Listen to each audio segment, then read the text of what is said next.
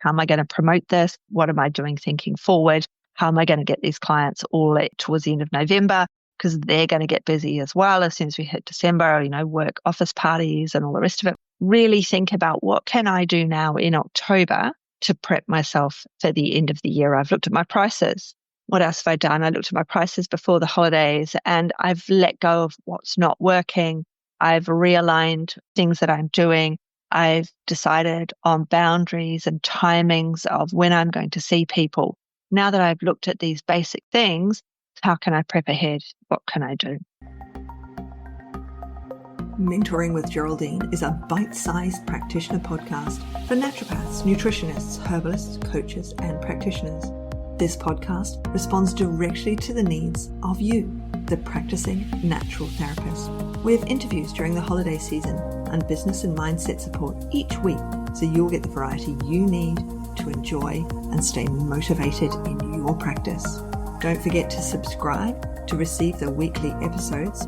And if you want to connect with me, always check the show notes because that's where you'll find the links to book appointments and, of course, to join the Academy, the membership group where there's constant connection and community with like-minded practitioners. Now, let's get started.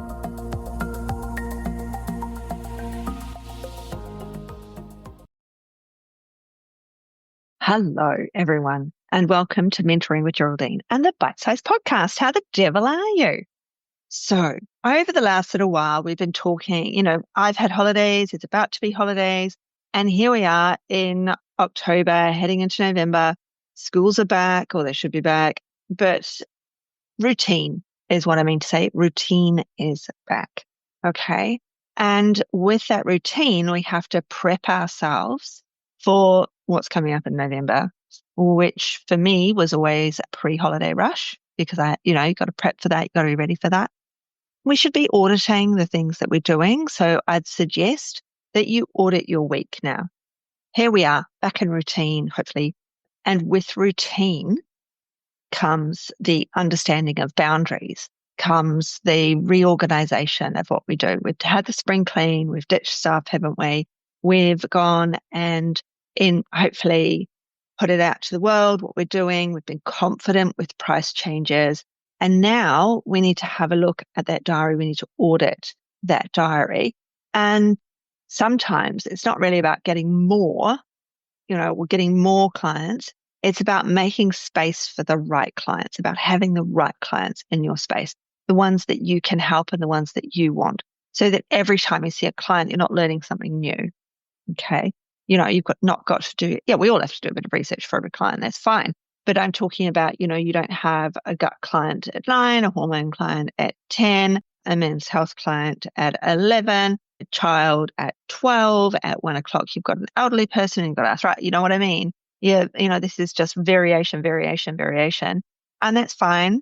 Like, I used to do that because I'd been in business a long time, a lot of nursing backgrounds, a lot of, health knowledge. So it was okay for me to change from one to the next, but it's also exhausting. So if I had gut patient after gut, it was brilliant. I could just get on and do it, do my thing, get the results I wanted. It was lovely. So we need to audit our week. And when we audit our week, you can do that in various ways. So I've been told by various coaches, you get out a calendar and every 20 minutes, what have you done in your day? You can do it every couple of hours. What have I done so far? What have I achieved? What's been annoying in this time? The 21-minute one, I was told every 20 minutes I had to write down what I did. And I was actually just too busy to write down what I did every 20 minutes because I had toddlers. And, it's just like, really? I can't. I haven't got the time for that. It's much easier if I just twice a day write down or or put stuff in the diary on the phone so that I know what there is ahead of me and what I've got to do. And we can see where we've got wasted time. We can see where our boundaries don't align with what we're doing. We can see if we truly are maxed out or if we're maxed out just emotionally rather than with clients. It's a really good idea to sit down and be very specific about when you're seeing clients. It's easier to book clients in. My late night, I had a late night always, a late night Monday, and it was the best. I was always full, always. So it was only 5 clients, 5 in a row. So there was a 2 o'clock, 3 o'clock, 4 o'clock, 5 o'clock, 6 o'clock, and a 7 o'clock. Oh, that's 6. And a 7 o'clock client. So that was it. Okay. So I worked from 2 through till 8 or 9, depending. I tried to stop at 8, actually, to be perfectly honest. So the last one was always 7 o'clock because my brain didn't work after that. But I did a late night Monday, always full, always had clients. And I think that when we look at it, like Monday was always full. Thursday night, once I did a Thursday night, always full because the kids were older, they could look after themselves. Dinner was ready, they'd just go and get it. Hubby always cooked dinner on a Monday. It meant that one day a week he was home, he was determinedly home with the children. He would do stories, bedtime, bath time. He'd do the whole 9 yards. And that was just brilliant. It was brilliant for them. They loved it. And he really enjoyed it too, because I wasn't in the mix saying, don't do this, don't do that. We don't do it like that, fold, do this, whatever. Because, when you're running a business and running a house, you have a tendency, or I have a tendency to say, do this, do that, do the other. No, don't do that. No, don't do that. Whereas when he'd be like, oh, okay, we'll edit counter, we'll do whatever. So for me, that worked really, really well. And so when I was auditing, it was really easy. I was like, Monday night, full. I started at 2. He did school pickup, he did everything. On a Thursday, by the time I got to a Thursday late night, the children could get themselves home from school. There were buses or they were driving or whatever. So it was easy. I've never worked a Saturday, and I know people do, and I know people are full on a Saturday, but they don't tend to work every Saturday. They tend to work alternate Saturdays, things like that. Because on a Saturday, it wasn't what I wanted. I wanted to go to sport with my kids. I wanted to do all the stuff with my family. So I was like, no, I'm not working a weekend. I'd rather do a couple of late nights. And then I'd do one early morning so I could get UK business as well online, obviously. Old Skype, which doesn't even exist anymore, does it? So when we audit our week, when are we open? Why are we open at those times? Who are we encouraging to see? So a 2 o'clock start for me was brilliant because I would have I'd have either a mother before she went to school to do school pickup or a father heading to school pickup, because 2 o'clock is just before the 3:15, 3:30 pickup. So I'd always have a 2 o'clock. I'd always have a 3 o'clock. And you think, well, kids don't finish till 3:15, 3:30. Absolutely brilliant for the parent because nothing's happening at school in that last 15 minutes. They actually get parking because the kid leaves early. So they can nick in, get the kid early, get them in the car, get to me, hey presto, on with a consult. Then the 4 o'clock, again, perfect, easy. They've finished school, they've collected them, they've wandered to my place, and I've seen the child. 5 o'clock would be a worker who's left work just a little bit early to get to me. 6 o'clock worker, 7 o'clock worker. All right.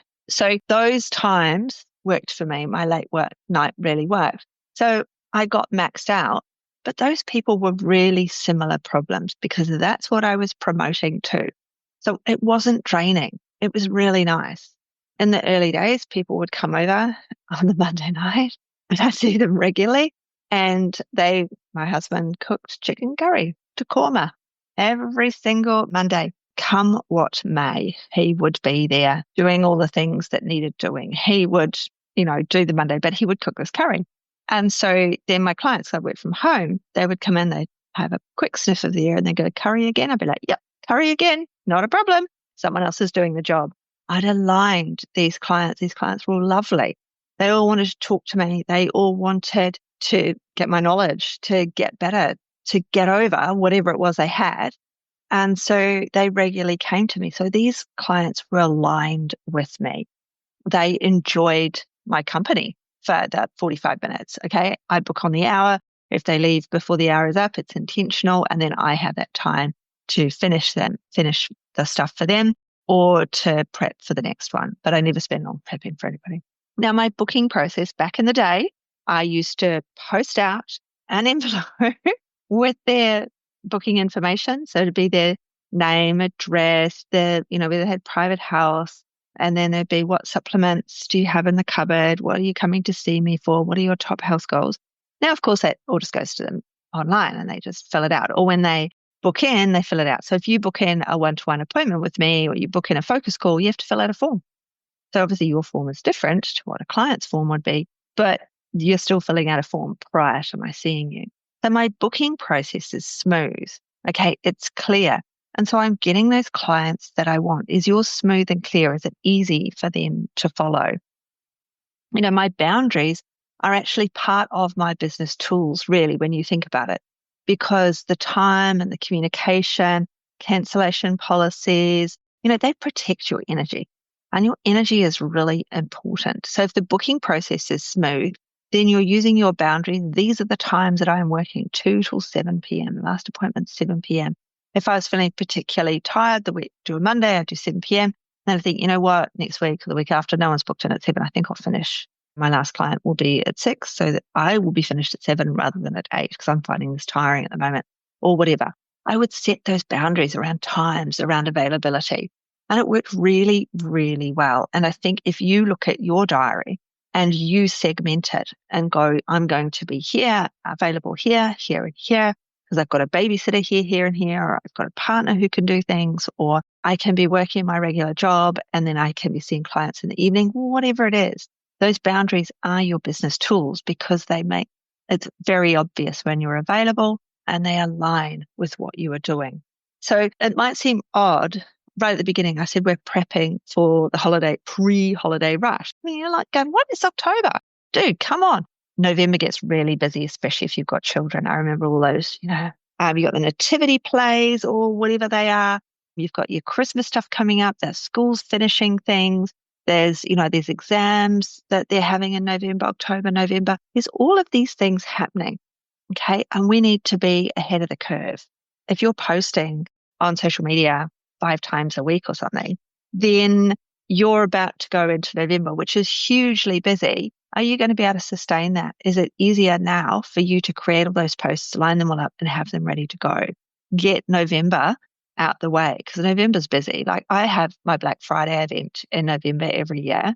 And so I'm prepping for that now. Just ahead of recording this, I recorded another conversation for the pediatrics. It's the pediatrics course that I put on Black Friday because I put more content in it. So I'm doing bonus. First year I did a big discount on it, a massive discount on it, but I can't really discount it anymore. There's still more work going into it. So there's just more content goes in. So that is what there will be the bonus of the red flags coming out this year. So that's the whole point is I put more into it and that will be my Black Friday, but I have to create that content. So I've got to create that content now while I can, other than leaving it until it gets to Black Friday and I'm like, oh no. And it's going to be the same for you. You get to November and you're like, oh no, I've got to do all this stuff because December's coming up. All my clients want to see me. And you've got to encourage your clients to come and see you in November because over the Christmas, are they going to come and see you? No, they're going to be on holiday. They're going to go away. They're going to have other priorities. So we need to get them in November, which means we need to be prepped for that time. And when does that happen? Now, October. Sorry to break it to you. Got to plan ahead. Got to get some work done. If you need help with a VA, don't worry. I've got you back. Give me a call. We can get you VA onto things so that we can get things prepped up and ready to go for November. We can streamline those social media postings or the bookings or whatever it is that need to be done. We can get that done. So I'm going to leave it there because hopefully I've motivated you rather than scared you into sitting down and doing some work and looking at what you've got and going, okay, how am I going to promote this? What am I doing thinking forward? How am I going to get these clients all towards the end of November? Because they're going to get busy as well as soon as we hit December, work office parties and all the rest of it. When you work for yourself, there's a definite lack of office parties, as you may not have noticed. So really think about what can I do now in October to prep myself for the end of the year. I've looked at my prices. What else have I done? I looked at my prices before the holidays and I've let go of what's not working. I've realigned things that I'm doing. I've decided on boundaries and timings of when I'm going to see people. Now that I've looked at these basic things, how can I prep ahead? What can I do? I'll leave you with that. Look after yourself and, 5-star review. Scroll down. I'd love one. Thank you very much. And I'll catch you on the next cast if you don't email me before then to tell me how things are going. So I'll catch you soon. See ya. Thanks so much for joining me today. Don't forget to rate, review, and subscribe to the podcast for the weekly episodes. If you'd like even more support and learning, then the Academy is for you. Here you'll find part 2 of the herbal discussions, more clinical learning, and case studies to support your clients in practice. Bye for now.